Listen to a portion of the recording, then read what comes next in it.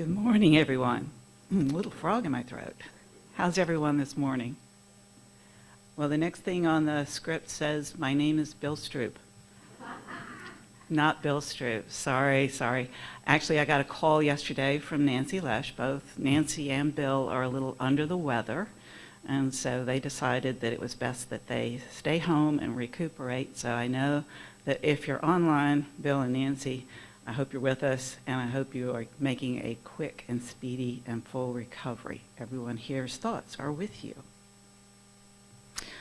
So if you're new to the Unitarian Universalist Fellowship of Lower Bucks, we're glad that you chose to take this time to be with us.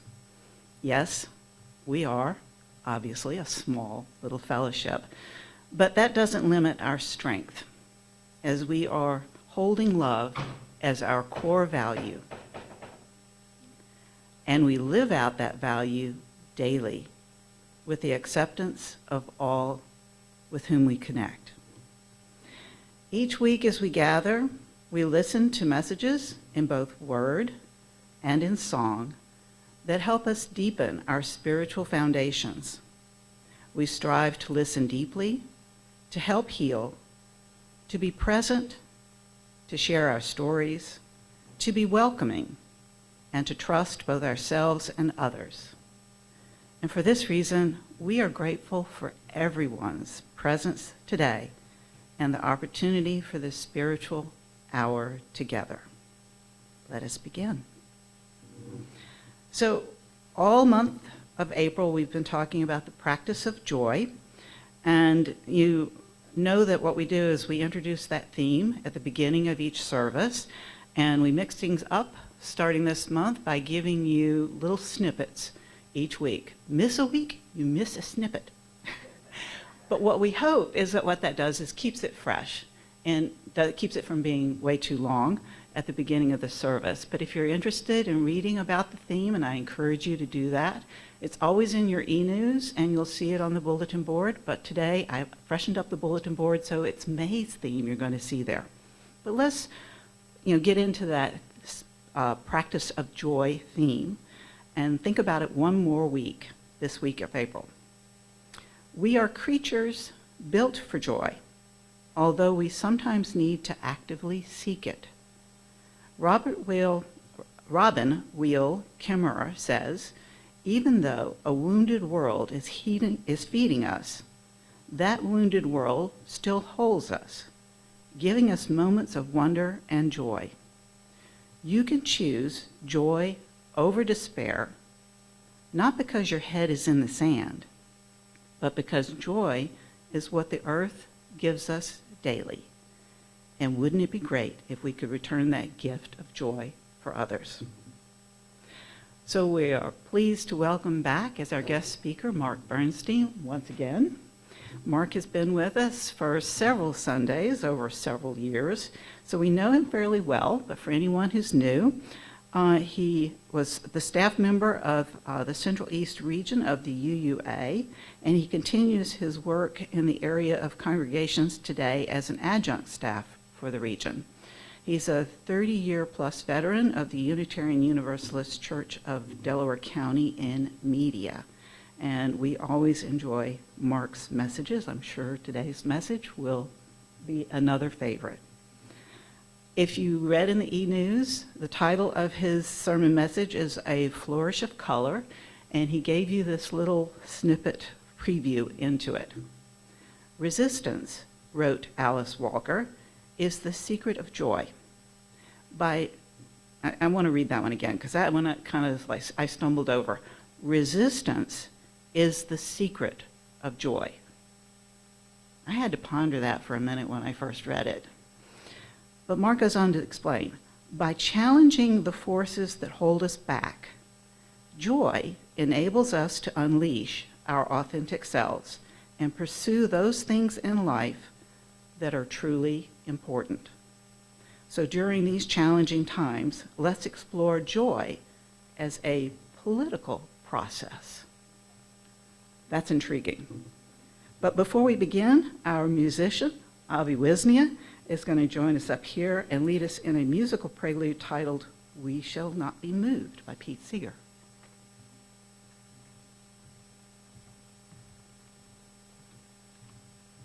Thank you. Good morning, everyone here in this room and on this Zoom. Someone who certainly was able to merge the political and resistance movements with joy is Pete Seeger. And so we'll start with one of his famous ones that he would sing called "We Shall Not Be Moved." And I hope you will join me. Let's start off with a joyful song this morning.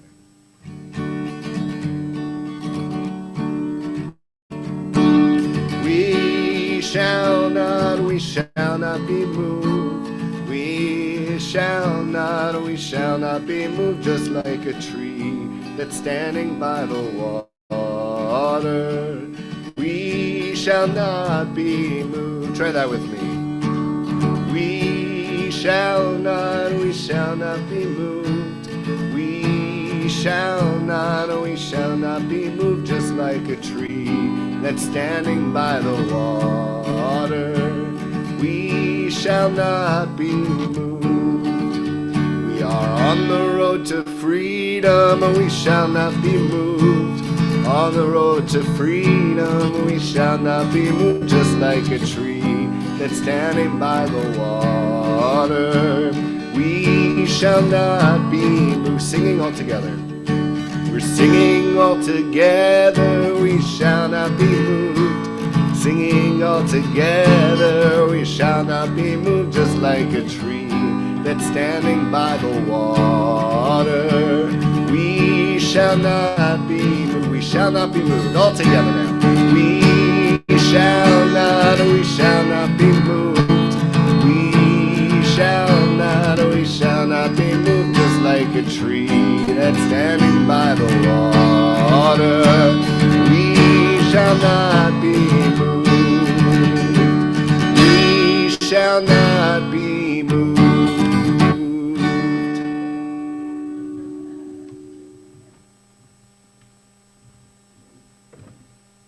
Always a joy to have Avi up here leading off our service, especially when it's so energetic like that. Thank you, Avi.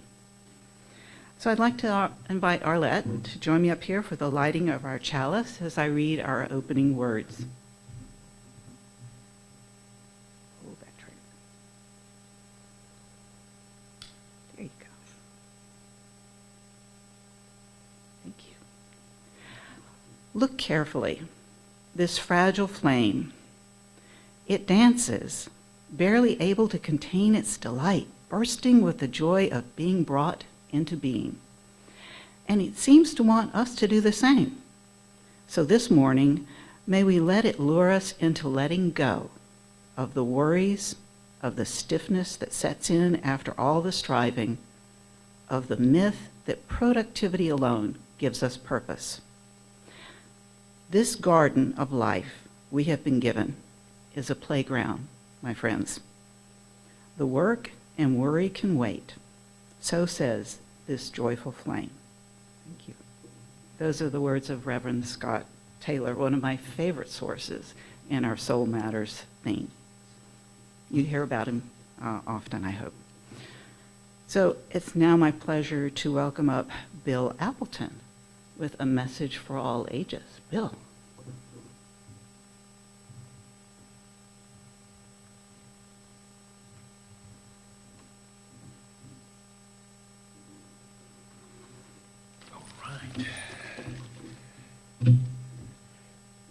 This is called The Wise Fool and the King. It's written by April Rosario. Once upon a time in a small kingdom, there was a king who prided himself on being serious and wise. He was a good and fair king who spent his days attending to all the matters of the kingdom, but he rarely smiled. One day,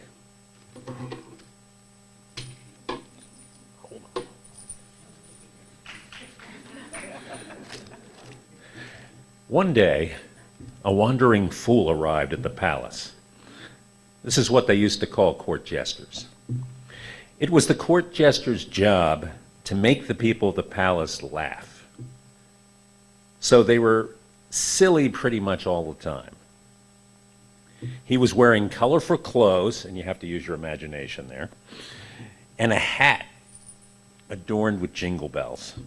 and he danced into the court, laughing and juggling, much to the amusement of everyone. Everyone but the king, that is.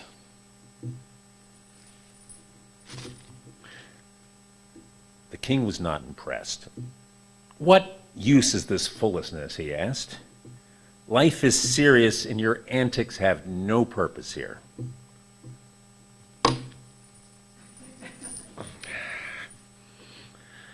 The fool bowed and deeply and replied, "Your Majesty, I respect your wisdom, but may I ask you a serious question?"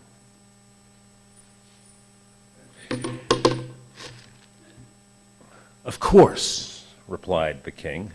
Serious questions were, after all, his favorite type of question.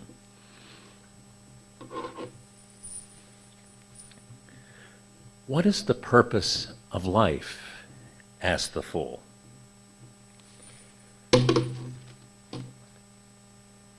The king thought for a moment and said, "To live wisely, to make decisions for the betterment of the kingdom, and to leave a legacy." The fool laughed, the bells jingling. "A noble answer, but tell me this. When was the last time you laughed, danced, or did something simply for the fun of it?"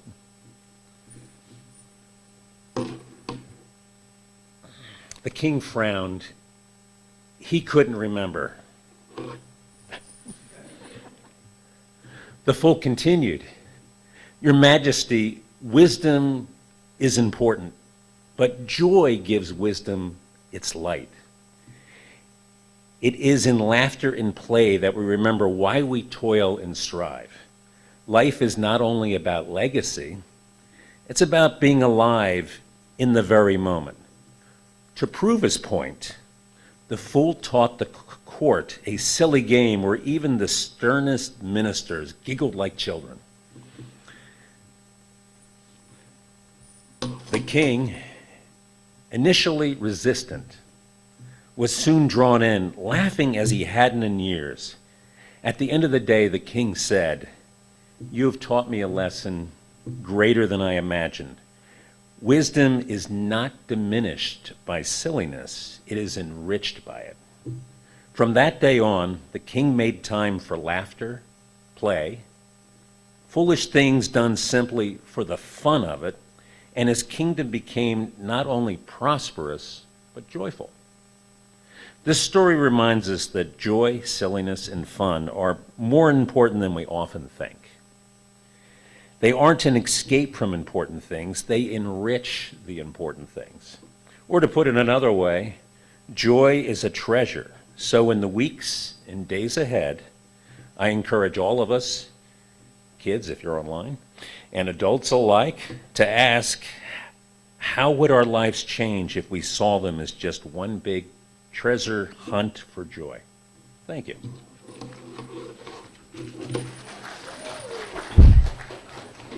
Well done. Thank you. That made me giggle. I think it did you too. Thank you, Bill. And I'm really sorry there weren't children here in the room to enjoy that with us, but take home that message to all the children in your life, and let's sing one verse of Go Now in Peace. Go now in peace, go now in peace. May the love of us surround you everywhere, everywhere you may go. So we'll take a moment to share our gifts and our joy with others through our shared plate. The offertory recipient this month and last month has been the National Alliance on Mental Illness. You've heard about them often. They have a walk coming up actually on May 17th, the same day as the Pride Walk. But anybody who wants to join me with NAMI on that day is welcome to do so. Their mission is to offer help and hope to all those affected by mental illness, and it's one that touches just about everyone. They raise awareness and they reduce stigma through their message, You are not alone. Thank you for your generosity.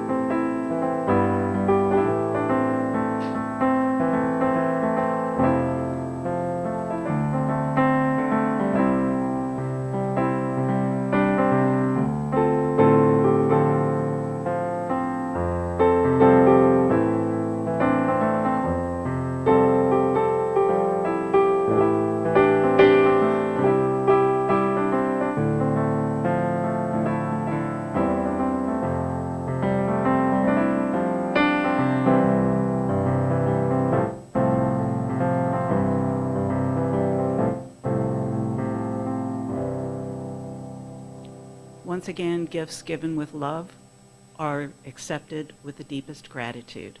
Thank you. And now let us invite Mark Bernstein up for a reading this morning. Thank you, Karen. Good morning. As always, it's a joy to be with you. The reading this morning is a brief one, and I wasn't able to find an author of it, so it shall remain anonymous. It's titled Seeds of Revolution. In the garden of dreams, revolution grows, watered with courage as the spirit flows. Roots intertwined, in the soil they thrive, determined, unified, our passions survive. With every new bloom, a fresh story unfolds, bringing forth strength that the future beholds. Through trials and tears, the blossoms will rise, a flourish of color against darkening skies.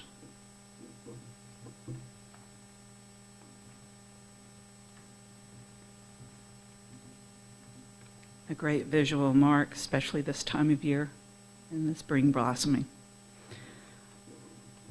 So let us pause at this point in our service before we hear Mark's sermon message to listen to a musical interlude selection that Avi has prepared for us with Our Own Two Hands by Ben Harper. Feel free to join in with me in this song.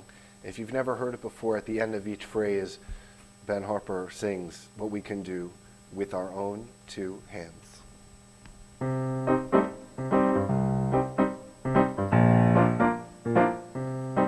We can change the world with our own two hands, make a better place with our own two hands, make it a kinder place with our own two hands, with our own two hands. We can make peace on earth with our own two hands. We can clean up the earth with our own two hands. We can reach out to you with our own two hands, with our own two hands. Gonna make it a brighter place. We're gonna make it a safer place. We're gonna help the human race with our own two hands. We can hold you with our own two hands. We can comfort you with our own two hands. 'Cause you've got to use your own two hands. Use your own two hands. Gonna make it a brighter place. Gonna make it a safer place. Gonna help the human race with our own two hands. With our own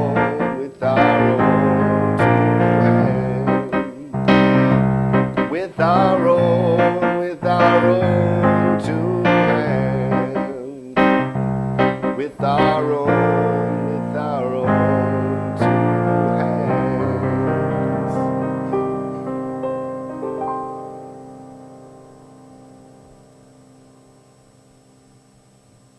Thank you, Avi.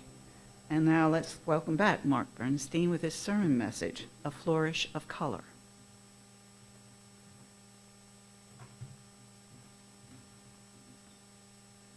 Thank you, Karen. Thank you, Avi.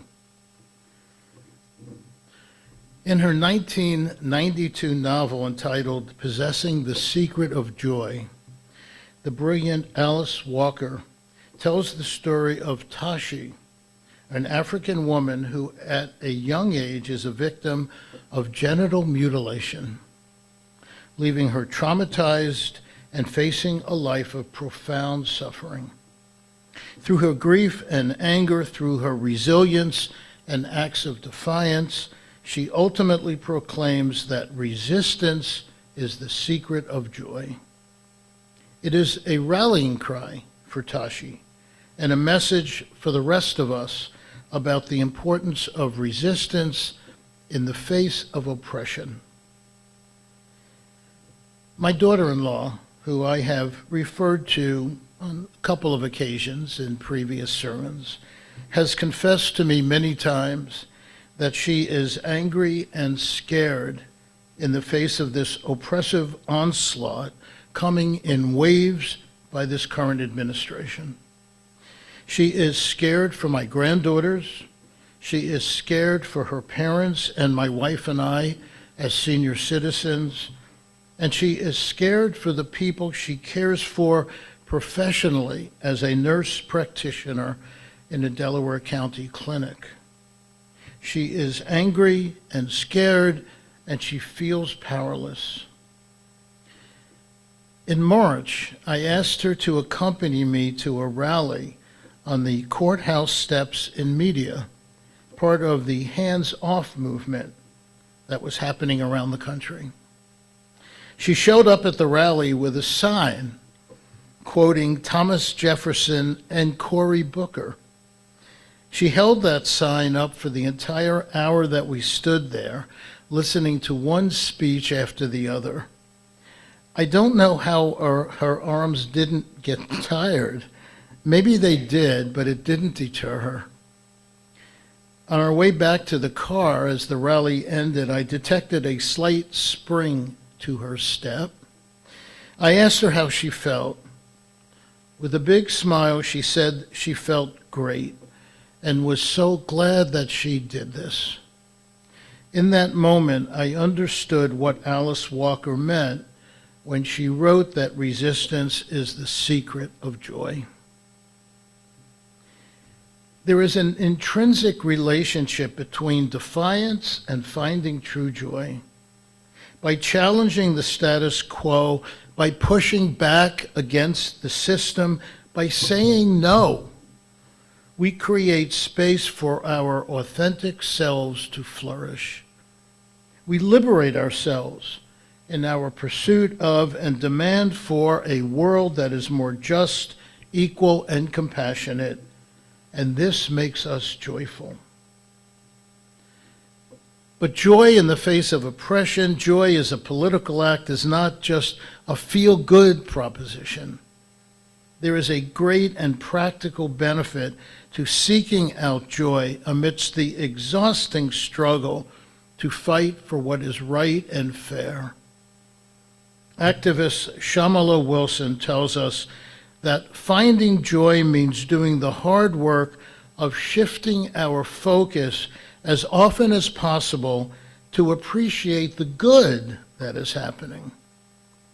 It provides a glimpse of a better future that keeps us motivated to work towards it. It is, she writes, one of our greatest sources of power in our endeavors to transform an unequal world. It creates the flourish of colors, as so eloquently expressed in the opening reading, against darkening skies. I have been to 2 rallies and 1 march so far in the almost 100 days that Donald Trump has been in power.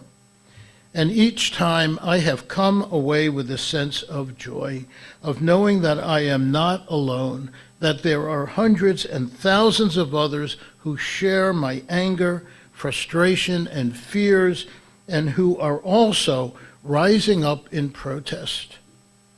My daughter-in-law felt it too. That sense of unity that we experienced creates joy, and the joy we feel in turn reinforces our collective identity. It is really a form of celebration.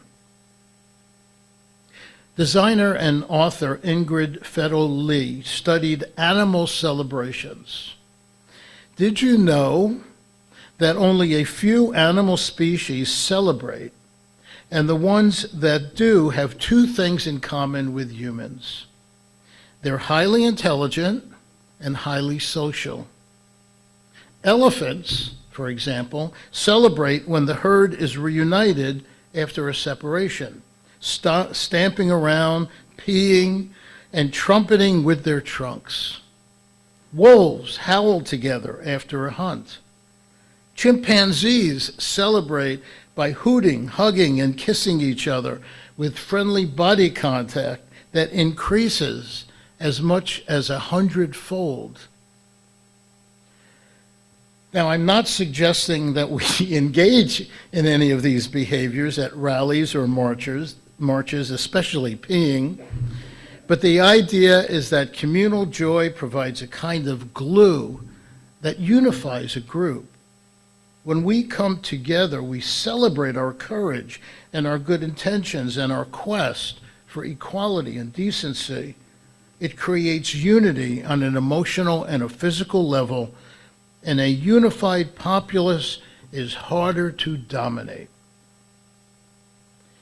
In the world we are living through right now, where we are overwhelmed by feelings and stories of powerlessness, claiming our right to joy is an act of power, a way to reimagine ourselves in ways that are meaningful and important to us, rather than conforming or giving into the way the world is. The intent, in my opinion, of the Trump administration is to demoralize, even to dehumanize. Snatching people off the street or pulling them from their cars and whisking them away to detention centers without explanation or even charging them with a crime. Indiscriminately firing thousands of people from their jobs, denying food, water, and medicine to millions of people around the world, creating barriers for older Americans to access basic entitlements like Social Security. The list goes on. In carrying out these heinous acts, they not only strive to deny people their rights, their basic human needs, they are also trying to deny all of us the right to experience joy. Depriving people of joy is depriving them of their humanity. So reclaiming joy is one way to refuse to be diminished, to resist the dehumanization. Aida Miriam Davis, author of the book Kindred Creation, Parables and Paradigms for Freedom, puts it this way: joy is the unequivocal certainty of one's own humanity and celebration of it, and this is an act of resistance. And in her essay, The Uses of the Erotic, calm down, Bill, it's not what you think. Audre Lorde writes, quote, "In order to perpetuate itself, every oppression must corrupt or distort those various sources of power within the culture of the oppressed that can provide energy for change."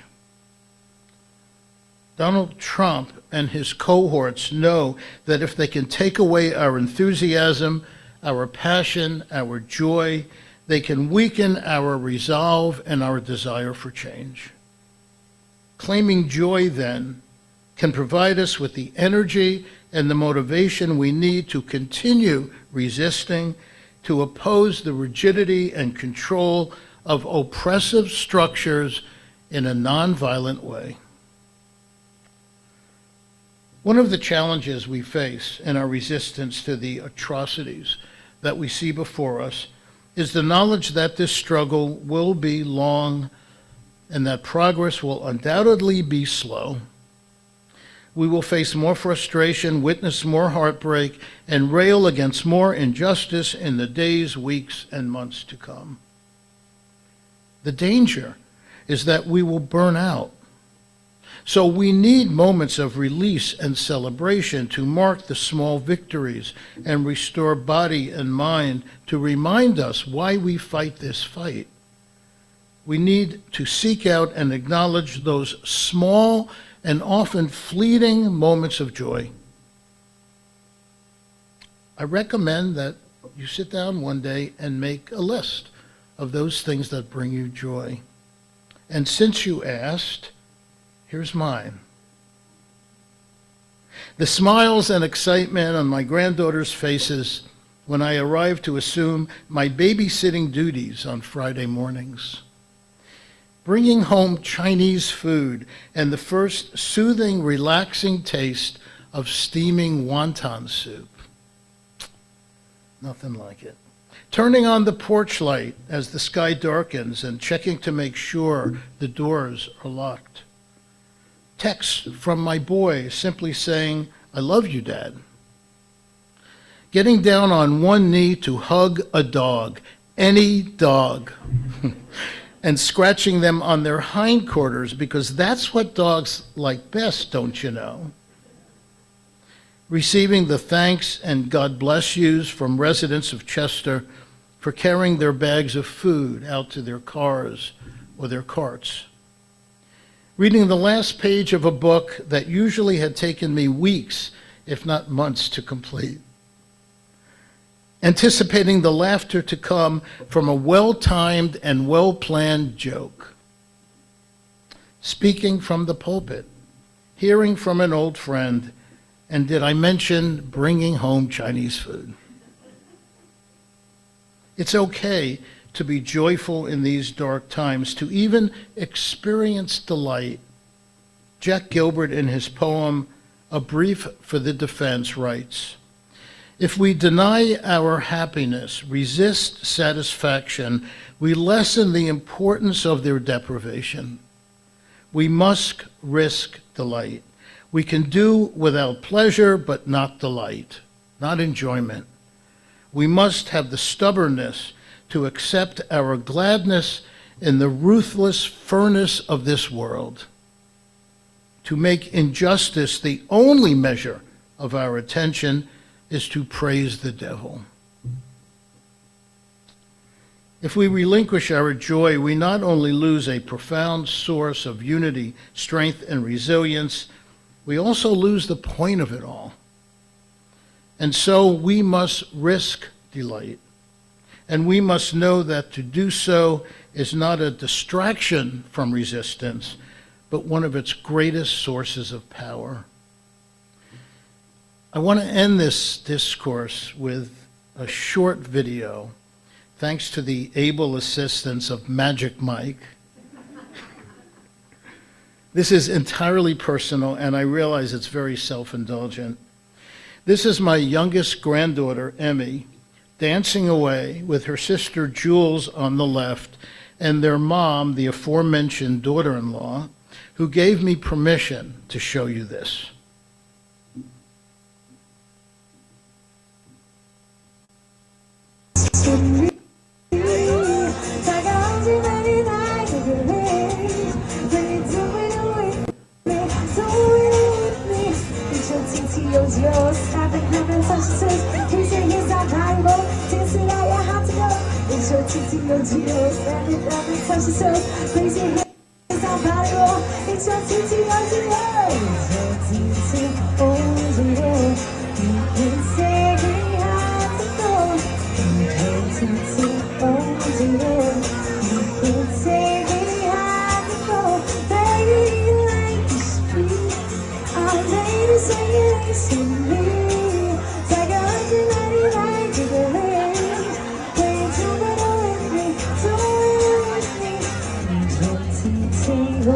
zero. We keep saying hard to go. Oh, zero. We keep saying hard to go.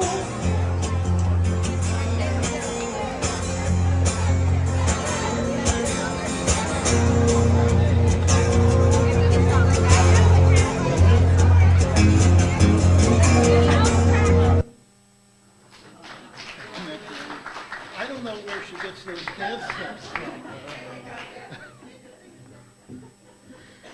The sense of unbridled joy, of complete abandonment, of dancing as if no one is watching and not caring if everyone is.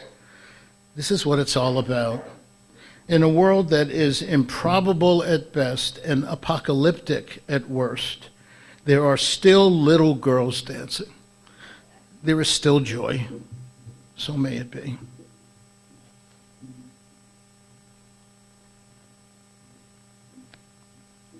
I like a service that brings us such joy and giggles throughout. And Mark shared with me before we got started that he feels very comfortable bringing new material that he's developing from the pulpit to our ears. And I'm so grateful to him for being that proving ground, especially on the message for today, and reminding us how important it is to seek joy in our lives. And with that as the transition, now is the time in our service when we share our joys as well as our sorrows. So if you have something to share with the group, I invite you to come forward to this microphone and just be brief. Anyone?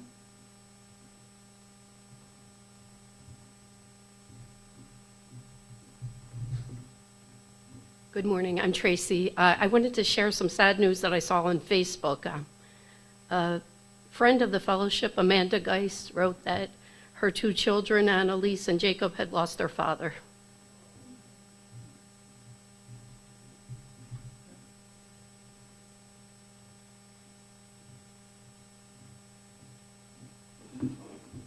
First off, I want to thank Mark for that wonderful video, because I think that brought a lot of joy just seeing from everybody else as the little girls were dancing. My joy is Robin and I got to go to Jim Thorpe for a couple days, Monday through Wednesday. So it was just nice to get away, do a lot of hiking and such. So it was nice. Thank you.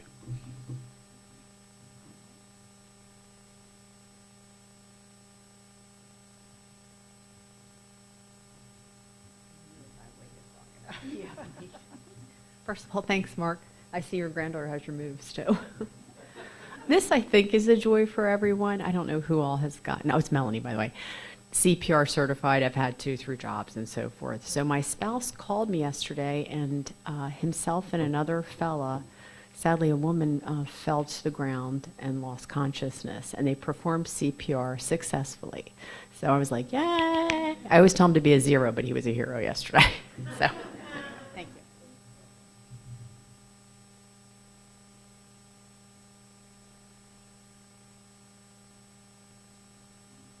Good morning, I'm Ann. Tracy, I did not know that news. That's very, very distressful. I have two joys. I'm not sure how many people have heard. Our former president, Felice Machera, he is a proud new grandpa because his daughter, Gabby, had her baby last week or the week before. It's a little girl. My second joy is my daughter Sylvia's best friend from college is just had his opening night on Broadway. So we're going to see him in Pirates of Penzance on Tuesday.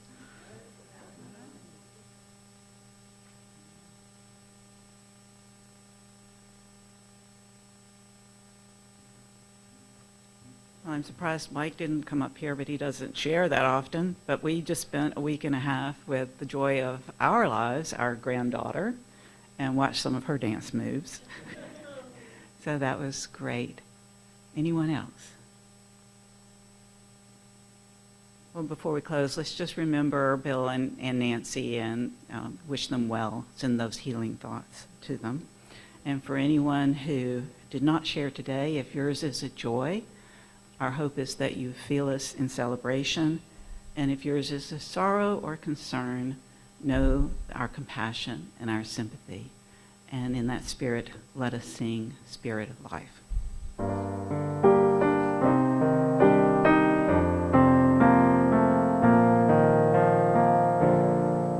Spirit of life, come unto me, sing in my heart.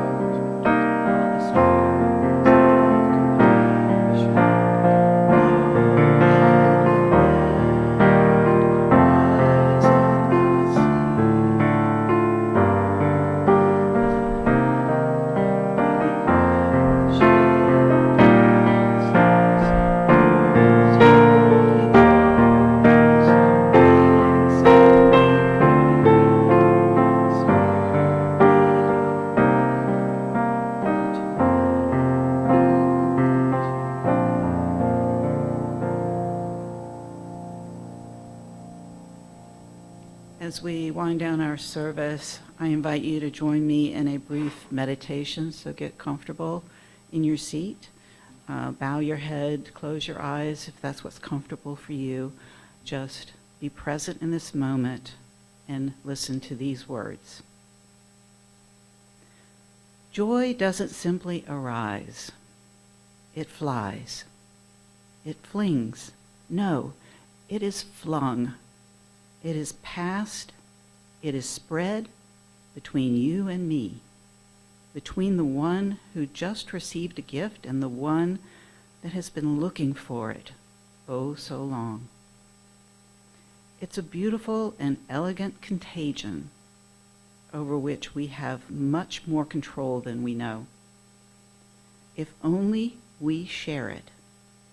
If only we notice that joy is not ours to keep, but ours to pass on. So let's light up the world, friends. Joy blesses us with its exuberance, so we can make that blessing grow. Again, the words of Reverend Scott Taylor. So now we'll get to move around a little bit. I invite you to rise in body and spirit for our closing song as Avi joins me up here.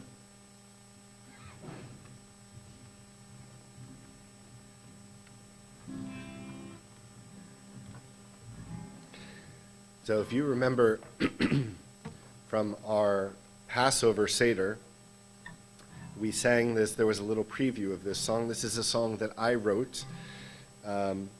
And it is a song about those hard times, those times of trouble, and that sometimes the most immediate thing we can do is to find joy with each other. And the best way that I know how to do that, to find that, is singing. So let's sing together. Do we have the words for this one? No. Oh, they're easy. Trust me. It goes like this. This dark cloud will soon pass over. This dark cloud will soon pass over. This dark cloud will pass, and there will be sun, sun, sun. Try that. This dark cloud will soon pass over. This dark cloud will soon pass over. This dark cloud will pass, and there will be sun, sun, sun. That's right. A storm's about to appear, and not a thing will be dry, but the skies, they always clear. It's just a matter of time. You can clap and sing. Here we go. This dark cloud will soon pass over. This dark cloud will soon pass over. This dark cloud will pass, and there will be sun, sun, sun. We're stuck with nowhere to go. It's quite a disheartening thing. But instead of getting low, let's get together and sing. Let's sing. This dark cloud will soon pass over. This dark cloud will soon pass over. This dark cloud will pass, and there will be sun, sun, sun. One more time. This dark cloud will soon pass over. This dark cloud will soon pass over. This dark cloud will pass, and there will be sun, sun, sun, sun, sun, sun, sun.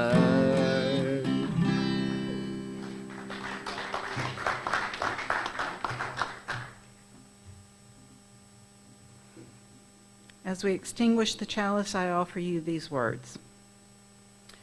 May your heart dance in wisdom and wonder. May golden light and a whispering breeze fill your moments with joy, the very spark of being. Live like a sage, play like a child, dance with the moments as they arrive.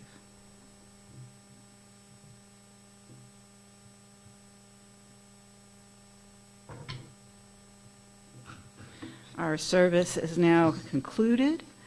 For those of you on Zoom, we thank you for being with us today. I hope to see you again next week. And in the meantime, I want to thank Mark really for a very inspiring sermon today. And for all that are here, please join us in the cafeteria for coffee and conversation and fellowship. Go now in peace. Amen and blessed be.